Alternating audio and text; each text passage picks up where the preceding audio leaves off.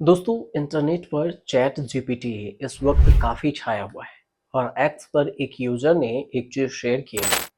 Open AI का chat box निकला आधार और पैन कार्ड बना सकता है।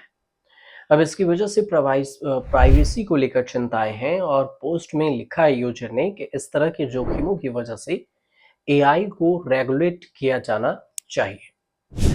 अब यूजर्स के जो कॉम्पैक्ट है उसमें कथित तौर से स्क्रीनशॉट भी शेयर किया गया और एआई की तरह से बनाया गया है आउटपुट भी शेयर किया गया, जिसमें आर्यभट्ट के लिए बनाए गए पैन और आधार कार्ड दिखाए गए। और इस तरह से एक यूजर ने पोस्ट शेयर कर सुझाव दिया कि एआई आधार कार्ड की तस्वीर बना सकता है।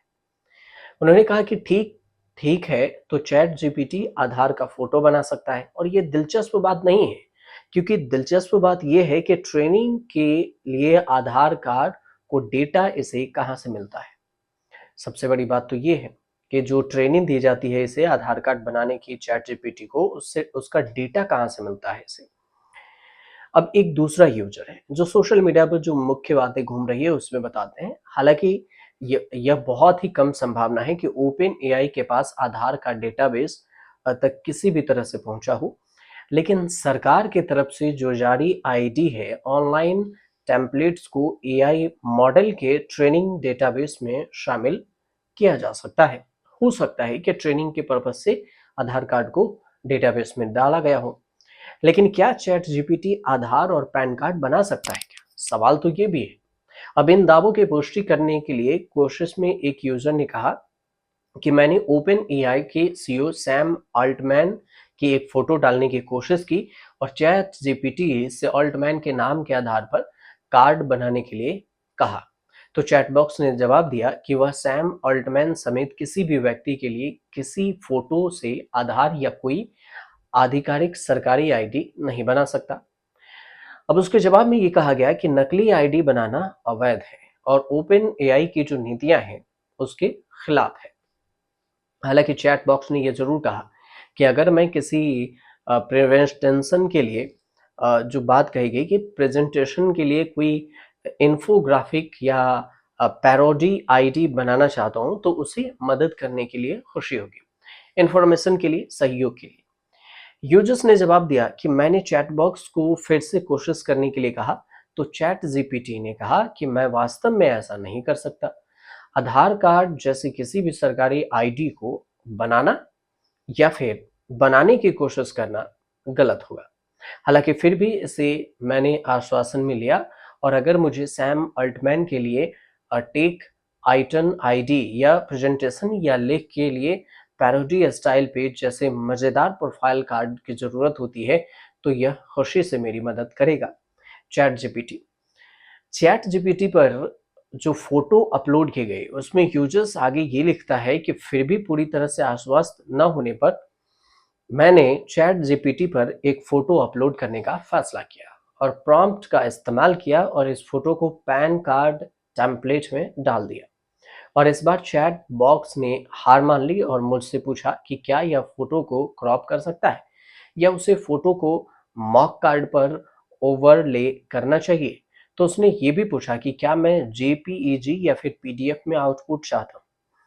अब पहली बार किसी फोटो को लेकर पैन कार्ड की तरह लग रहा था जो सोशल मीडिया पर तैर रहा है और इसके दोनों तरफ से फोटो कटा था और इस बात से साफ संकेत थे कि इसे आयकर विभाग के टाइपों की तरह एआई का इस्तेमाल करके बनाया गया था। यूजर्स कहता है कि मैंने इसको बाद में कहा कि पैन कार्ड पूरी तरह से दिखना चाहिए, इस पर असली दिखने वाला पैन कार्ड भी बना दिया। अब पैन कार्ड और आधार कार्ड को लेकर जो सिक्योरिटी है उसकी खासियत क्या है, समझिए कि पैन या आधार के साथ जालसाजी करना कोई नई बात नहीं है और वे इन यूनिक डिजिटल आइडेंटिटी कार्ड के साथ जालसाजी करने के लिए कई तरह के टूल का इस्तेमाल करते हैं। और पैन कार्ड जो दो है उसमें कार्ड को बेहतर सिक्योरिटी के लिए फोटो, साइन, होलोग्राम और क्यूआर कोड भी होता है। लेटेस्ट वर्जन में ज्यादातर सिक्योरिटी के लिए एक माइक्रोचिप भी शामिल किया गया है और इसी तरह से आधार कार्ड में tamper proof QR code, hologram, micro soft ग्लूच पैटर्न आधार में लगाया गया। फर्जी चैट जीपीटी द्वारा बनाए गए आधार और पैन कार्ड में इसमें से कोई भी एंटी फ्रॉड फीचर दिखाई नहीं देता है। लेकिन बना तो दिया सिंपल सा, तो फिर सवाल तो यही उठ रहा है कि केवाईसी के प्रोसेस को दरकिनार भी नहीं किया जा सकता। नकली जनरेटेड जो पैन कार्ड या आधार कार्ड है उसको अपलोड करने के लिए ऑनलाइन और ऑफलाइन अपने ग्राहकों को केवाईसी से प्रोसेस को दरकिनार नहीं किया जा सकता, लेकिन चैट जीपीटी जनरेटेड जो नकली पैन कार्ड है उसको अनजान लोगों द्वारा असली माना जा सकता है। ऐसे स्कैमर्स के लिए उन्हें धोखा देना आसान हो जाता है। और दूसरी जो सबसे बड़ी चिंता है चैट जीपीटी और अन्य जनरेटिव एआई टूल की, उन लोगों की जो फोटो रियलिस्टिक इमेज बनाने की क्षमता हो सकती है क्या वास्तव में मौजूद ही नहीं होती है।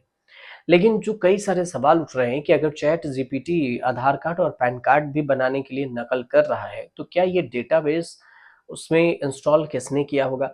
तो क्या डेटाबेस बेस और पैन कार्ड का जो डेटा है वो लीक होता है क्या। सवाल तो कई सारे उठ रहे हैं, हालांकि सरकार की तरफ से कोई भी आधिकारिक पुष्टि नहीं हुई है। तो इस वजह से कहा जा रहा है कि एआई को भी कंट्रोल करना पड़ेगा। अब इस पर कुछ अपडेट आएगा तो हम आपको जरूर बताएंगे, लेकिन फिलहाल घबराने की बात नहीं है कि एआई को लेकर जो जोखिम भरी बात हो रही है, जो सोशल मीडिया पर चैट जीपीटी या एआई से जो हर कोई हर रील्स में हर चीज में अपनी फोटो डालकर जनरेट करने की बात करते हैं, तो ये कितना खतरनाक हो सकता है ये आने वाले वक्त में ये भी समझिए। हो सकता है कि जो चैट जीपीटी को आज अपना आप फोटो दे रहे हैं उसके आधार से अगर किसी ने बोला कि इस फोटो को लगाकर और आधार कार्ड बना दो, हो सकता है कि चैट जीपीटी बना दे। तो ये भी एक बड़ी विडंबना होगी और क्या कहें टेक्नोलॉजी के साथ बहुत बड़ा झूल हो सकता है। लेकिन फिलहाल इस पर तो कुछ अपडेट नहीं है, अगर आएंगे तो हम आपको जरूर बताएंगे। फिलहाल आप सतर्क रहिए और ऐसा कुछ भी हो जालसाजी फ्रॉड के काम तो आप साइबर क्राइम जो साइबर फ्रॉड डिपार्टमेंट है उसको जरूर आप सूचित कीजिए साइबर में, ताकि आप इससे सेफ्टी पा सकें। हमारे साथ जुड़िए और हमारे चैनल को सब्सक्राइब कीजिए, शेयर कीजिए, कमेंट कीजिए।